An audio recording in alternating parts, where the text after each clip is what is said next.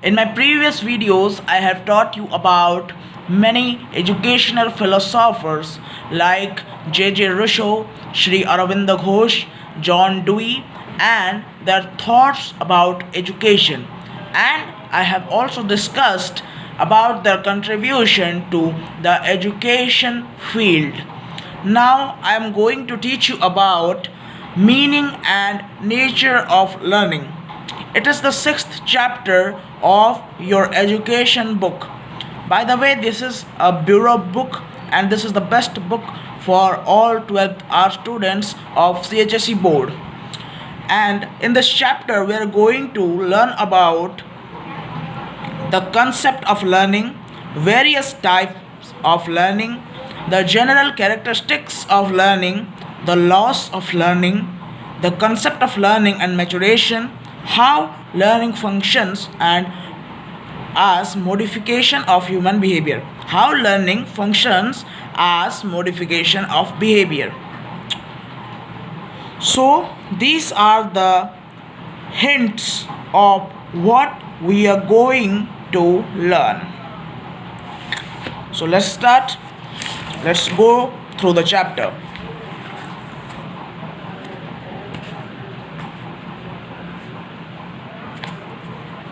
Firstly, the concept of learning comes.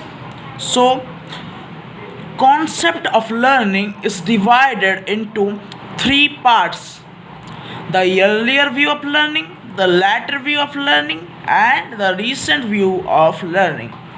So, in short, I am going to teach you about these three views of learning. An earlier view of learning regarded the teacher as a dispenser of information and the children as the passive absorber. It was believed that the central nervous system could be developed through experience in much the same way as the muscular system. So, the earlier view of learning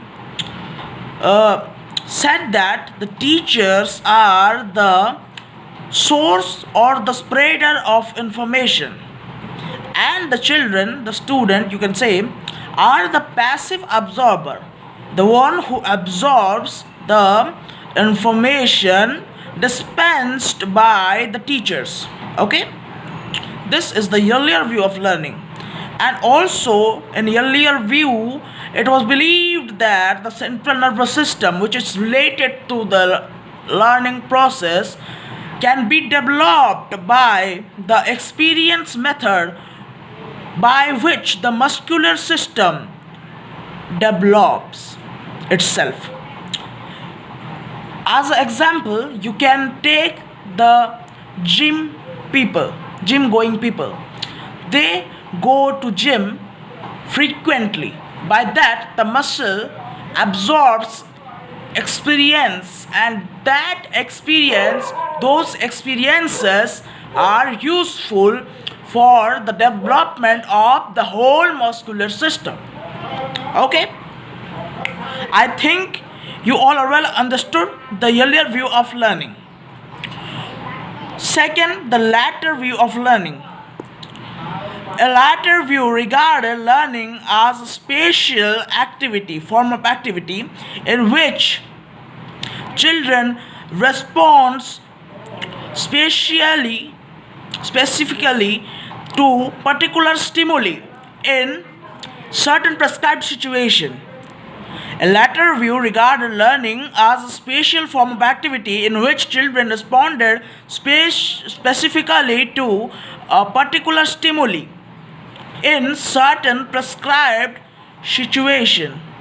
Okay, I am making you understand this clearly. The latter view says that the children respond spatially to a particular stimuli in a prescribed situation, and then the whole educational process, the learning process, takes place. I can give you an example. In a classroom situation, take the classroom situation as prescribed situation, okay, and the teaching given by the teacher is stimuli, okay, and the children's response to the teacher's activity is the mother of learning process. Okay, classroom situation is prescribed situation, teacher's activity is stimuli, and the response of the student, these three things makes the whole learning process alive. Okay, this is the lateral view of education. Okay, in this, the view of Thorndike, the pioneer of trial error theory. We are going to learn about Thorndike after this video, in the next video, I think. And I think the latter view is also well understood. And third is the recent view of learning. Okay, one of the recently developed view of learning is based on biological concept. So first view is developed by the past wisdoms taken by our ancestors, given by our ancestors. This is not scientific.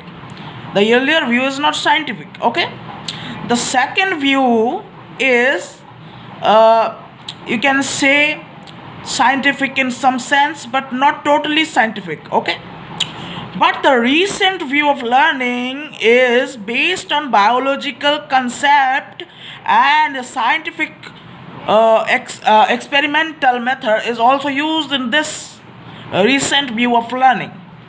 Let's see how.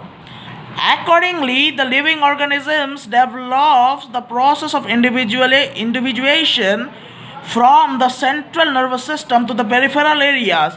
This view of learning is popularly known as organismic perspective theory. It is also referred to as one of the field theories of learning. So this is the biological thing of learning. The central nervous system, which is related to education, learning, this central nervous system first acquires knowledge, and it supplies knowledge to the peripheral areas. Okay, this is totally scientific. Okay, the process of individuation, okay, this is also a learning process. Okay, living organisms develop their individuation from where? From the central nervous system.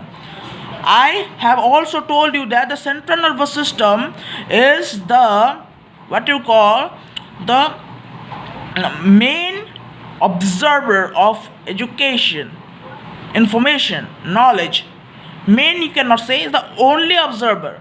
The peripheral organs cannot